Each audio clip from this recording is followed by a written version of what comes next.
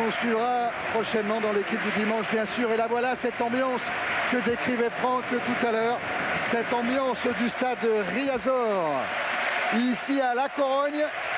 La Corogne qui va disputer sa première demi-finale de Coupe d'Europe aujourd'hui pour le Paris Saint-Germain. C'est la 4e consécutive et il y a vraiment une belle ambiance. Le Gouen, mais Le Gouen devrait prendre la position de libéraux et Roche et Ngoti rejouer en stopper.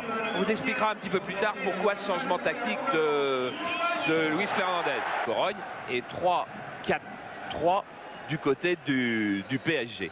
Mais ça, c'est la théorie avant le coup d'envoi. Et grosse ponctualité de l'arbitre allemand qui a donné le coup d'envoi à 21h pile. Un ballon dans les pieds de Vincent Guérin pour Fournier maintenant. Avec Loco. Fournier contré par Fran. Récupération, bravo Guérin. Encore Fran qui a préféré laisser à Lopez Récarté. Ça, c'est une des raisons du passage de Paul Le Gouen au poste de libéraux dans cette rencontre.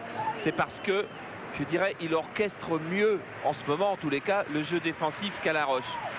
En ce moment, je dis bien en ce moment, parce qu'Alain Roche, il est capable d'orchestrer beaucoup de jeux défensifs. Et donc, comme il s'attendait à une pression des joueurs de la Corogne, Luis Fernandez a préféré remettre Paul Le Gouen derrière, justement pour qu'il y ait des montées hors jeu de ce genre-là. Oh bravo, il s'est bien engagé pour servir Valdés. Deli Valdés face à Paco avec un Vincent Guérin qui a feinté la frappe. Loco devant le but. C'était pour Nouma. Oh, c'est corner. Non, ça ne sera pas corner, mais j'ai bien l'impression qu'il y avait corner. Bon, pour Paco. Avec un départ de Fran, mais une intervention. Daniel Bravo. Le Gouen, il va être en difficulté, Le Gouen. Pour sa relance, oui. Car Colter est sous la menace d'Alfredo. Boro a été plus prompt que Nouma. Et ballon dans les pieds d'Aldana. Fran. Et ça jouait vite. Ngoti. Une passe difficile pour là-bas. Il va s'en excuser, Bruno Ngoti. Oh, il peut. Pour le moment, c'est de loin la balle la plus difficile qu'a eu Bernard Lama. Et elle était épouvantable à contrôler du pied avec un attaquant qui se précipitait. Attention à ces moments de déconcentration qui suivent. Oui, parce que c'est exactement trois moments, enfin, d'énervement ou de déconcentration exactement en 2 minutes là, avec une mauvaise passe en retrait, une mauvaise relance de Le Gouen. Et puis cette faute et cette discussion de Bravo qui donne à Donato l'occasion de frapper. Ou à Bebeto, mais Donato a une frappe très puissante et la presse cette semaine l'a comparée à celle justement de Bruno Ngoti dont vous parliez tout à l'heure. Alors Bebeto a joué en finesse avec Aldana qui redonne au Brésilien dans la surface. C'est un tacle parfait de Bruno Ngoti devant Bebeto et il fallait le faire ce tacle là. Ouh que ce geste était difficile. Et Bebeto, il est à coup sûr en train de se faire oublier. Alors est-ce pour mieux se réveiller? Enfin, il touche plus le ballon. Et monsieur Berck, l'arbitre allemand, vient de siffler la fin de cette première période sur ce score de 0-0.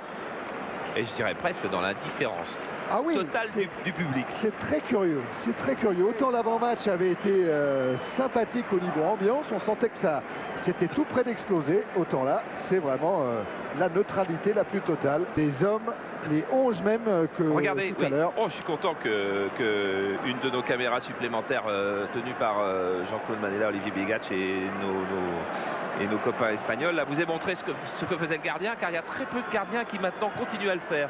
C'est-à-dire qu'ils tracent une ligne qui part du milieu des buts et qui va jusqu'au milieu de la surface de réparation. C'est-à-dire qu'ils se tracent une ligne supplémentaire pour avoir un repère supplémentaire. Dans le temps, tous les gardiens faisaient ça. Maintenant, ils ont passé tellement d'heures sur les terrains qu'ils ne le font plus.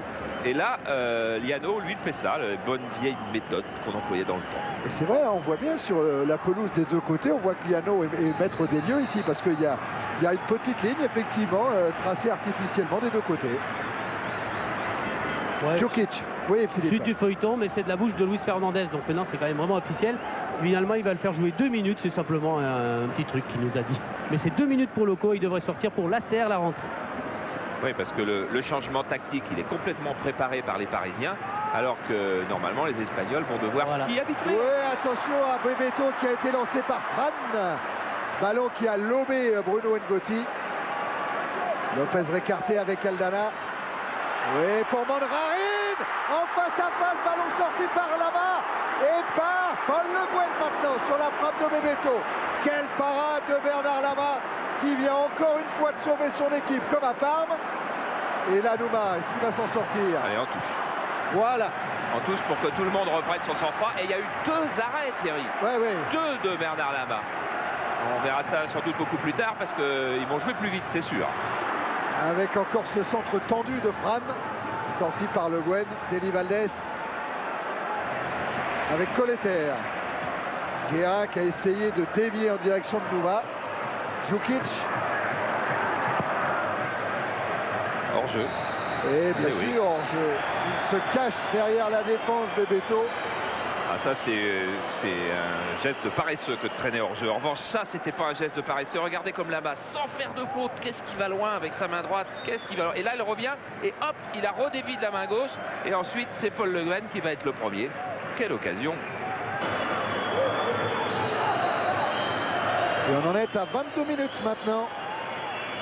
En seconde période, toujours pas de but sur la pelouse du Riazor.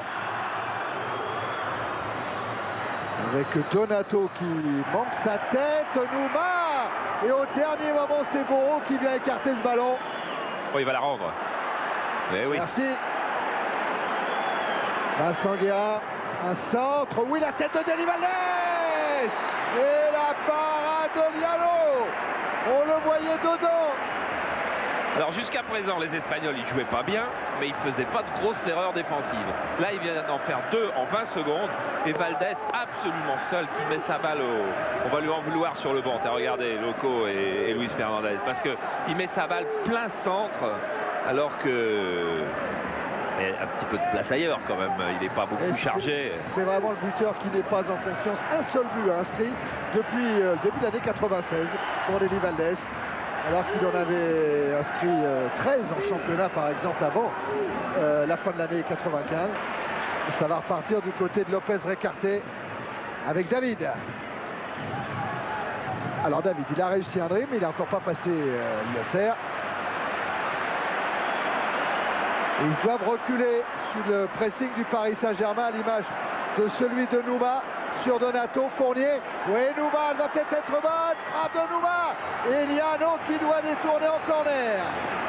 Oh, les autres, c'est quand même je dirais pas un monceau d'occasion, mais enfin, ce pas des occasions très... Celle-là est nette. Il n'y a pas beaucoup d'occasions très nettes, mais il y a moyen d'avoir des occasions nettes de manière assez facile, quoi. Cette équipe de la Corogne, elle est je dirais, d'un petit niveau aujourd'hui. Hein.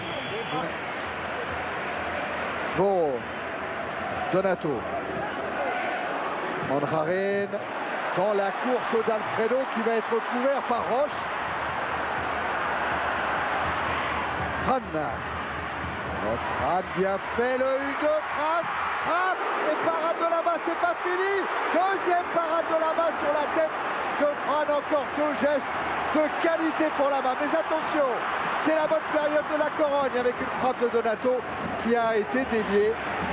Ouais, là, Bernard Lama, c'est la deuxième fois qu'il est décisif dans cette rencontre, deux fois sur 2 d'ailleurs. Premier arrêt un petit peu avec les genoux, il est impeccable sur la trajectoire. Et là, oh, qu'il fallait aller la chercher. Qu'est-ce qu'il fallait aller la chercher loin encore, celle-là. Oui, la première, il est bien sorti, il a bien fermé l'angle, il est dessus. Mais la deuxième, il faut aller la chercher avant la rentrée de David qui allait frapper de volée. On a dû se lever, salle Jupiter en Guyane là-bas, où les abonnés ne cessent de croître. Attention, on va attendre la confirmation quand même, mais c'est sûr, c'est Youri Djorkaeff qui rentre. Et il y a Bekiristain qui va rentrer aussi, hein, l'ancien Barcelonais. Oui, parce que Luis Fernandez avait quand même pas trop intérêt à changer son système qui fonctionne quand même parfaitement depuis le début, en mettant forcément un défenseur de plus.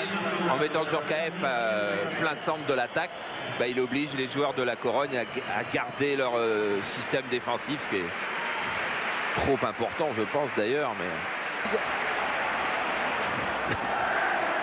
Bebeto. Ah voilà, ça c'est le dribble de Bebeto. Et cette faute qu'il provoque à l'angle de la surface de réparation. Attention à Alfredo qui est sur la droite de Bebeto. Voilà, non, c'est pour Fran avec le pied gauche. La parade et la frappe au-dessus de Begueristen. Oh, il vient d'entrer en jeu, Begueristen, il aballe le but.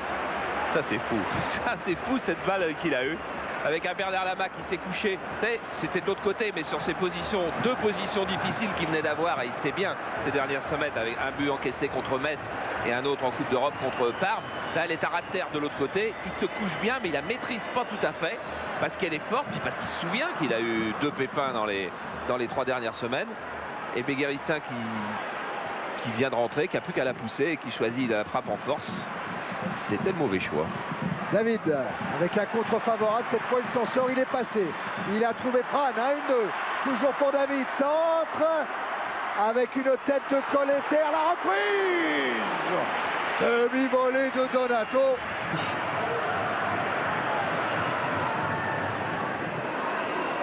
Avec un ballon que Liacer n'a pas pu contrôler. Qui file jusqu'à Liano. Oh là là, Oui. Elle est bonne pour Nouba, quelle erreur de Liano. Nouba qui glisse dans la surface de réparation de la Corogne et qui va maintenant devoir trouver une solution peut-être avec Guérin. oh, Là là, quelle occasion c'était là. Nouba. Il pouvait frapper tout seul, il pouvait centrer au deuxième poteau sur Mahé, il pouvait donner un retrait sur Djorkaeff, il a glissé. Regardez cette relance, il faut dire qu'il l'aide pas beaucoup non plus ses défenseurs. Ils le mettent dans une situation terrible. Regardez Nouba, là il n'a pas choisi de frapper du gauche. C'est dommage parce que le gardien n'était pas remis en place. Mais si Bebeto est dans l'équipe olympique, Thierry, il faudra qu'il travaille d'ici le mois de juillet, ou alors ce sera sur son acquis. Parce que... Là-bas encore très loin devant. Et Voro qui surveille Nouba, mais récupération Djorkaeff qui évite, qui a éliminé Donato, qui va pouvoir tirer. Et le but de Youri Djorkaeff. Et quel but! Liano n'a pas bougé, une frappe pied droit dans la lucarne du gardien de la Corogne. À 3 secondes de la fin du temps réglementaire, Djorkaeff permet au Paris Saint-Germain de mener 1-0. Oui, et puis de récompenser, de justifier, de vérifier la supériorité des hommes de Fernandez sur ceux de Jan Tošak, là, qui est écroulé, alors que Luis Fernandez, lui, va multiplier les gestes de joie, c'est évident. Enfin, même là, s'il reste calme. Mais bon, la pression et la supériorité de PSG, elle était nette, mais il fallait un exploit individuel. Et l'exploit individuel, regardez, c'est celui-là. Djorkaeff qui avait quoi, une séance d'entraînement dans les jambes depuis 3 semaines. Il embarque son ballon, il fait cette frappe enroulée dont il a le secret. Après, il y a très peu de joueurs en Europe qui réussissent cette qualité de frappe. Absolument magnifique. Et c'est son 4e but en Coupe d'Europe à Youri Djorkaeff. Il avait inscrit 2 buts face à Molde, un à l'aller, un au retour, et un but contre le Celtic. Et voilà le 4e ici à la Corogne. Beau but qui vaut très cher. Le temps réglementaire est bien entendu dépassé maintenant. Colleter loin devant, et Nouba a peut-être un coup à jouer avec un Liano qui a été en difficulté, mais là son pied gauche C'est fini. n'a pas tourné. Et Monsieur Merck vient de siffler la fin de cette rencontre. Accompli, pas un seul but encaissé et un but marqué à l'extérieur. Là, c'est carrément l'idéal. Oui, et puis je dirais que c'est une victoire, bon, qui était évidemment la victoire des joueurs, des 13, 14, je pense, ils ont joué ce soir. Mais c'est aussi une victoire pour Luis Fernandez, dont on sait qu'il doute un petit peu ces derniers temps, et puis qu'il y a pas mal de gens aussi qui le font douter, qui font tout pour qu'il doute. Eh bien, Luis Fernandez, tactiquement, il a réussi quelque chose d'à peu près parfait ce soir, en ayant programmé, je dirais en ayant devancé à chaque fois l'événement, parce que quand il fait rentrer Lasser, il devance la sortie de l'entrée de David et Djorkaeff, le buteur, va la faire. C'était donc superbement joué. Alors on va revoir, là on voit les supporters du PSG, mais ils n'ont pas fait le déplacement pour rien. On revoit le dégagement de Lama, voilà, très long. On est en gros plan, et Djorkaeff qui est là au milieu de 4 bleus, ils sont 4, et on a un 5e même à droite, et il a sa conduite de balle absolument superbe et sa frappe de balle enroulée très loin du gardien. Il n'y a pas moyen, le gardien, je veux dire, il n'y a pas un gardien au monde qui va. Charles, moi je voudrais que Natacha nous repasse juste une toute petite image, si c'est possible tout à l'heure, de se recaler. Dans quel bras était Louis à l'issue du but? Il n'y avait pas Joël Lehir et le docteur Lepage? par hasard. Placé, mais enfin la solidité défensive dont parlait Daniel Bravo, elle est partie du replacement de tous et en particulier du travail des milieux de terrain. Guérin, Bravo, Fournier, Yasser quand il est rentré, ils ont vraiment bien préparé le travail pour Le Guen, Roche et Ngotti. Et Lama qui a quand même fait deux arrêts. Deux arrêts décisifs pour Bernard Lama. Match retour dans 2 semaines au Parc des Princes, ce sera sur TF1. Par contre, sur Canal, ce sera le match retour de Bordeaux, Charles. Voilà, complètement. Match retour de Bordeaux qui jouera